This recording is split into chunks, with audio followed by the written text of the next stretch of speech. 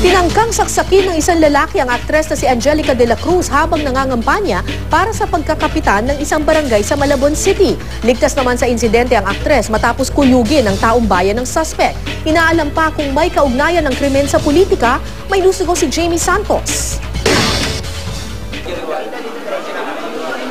Balot ng takot ang aktres na si Angelica de la Cruz nang pumunta sa Tondo General Hospital and Medical Center kahapon.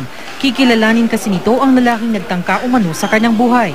Pagdating sa ospital, positibong kinilala ng aktres ang lalaking nagtangka raw manaksak sa kanya habang nangangampanya sa Maya Maya Street, Corner Martinico sa Barangay Longos, Malabon gabi noong Sabado. Kumakandidatong kapitan ng barangay si de la Cruz. Sana hindi po tayo humantong sa ganito kasi po pangit po. Sana po bago niyo po ako pasaktan, isipin niyo naman po, meron po akong anak na tsaka mga tao pong nagmamahal sa akin. Ayon sa ilang saksi, nagulat na lang sila nang makitang pasugod sa kanila ang suspect na si Pedro Beconiado. Pasugod po siya bigla siyang umunday ng saksak. Napigilan ng suspect dahil kinuyog siya ng taong bayan.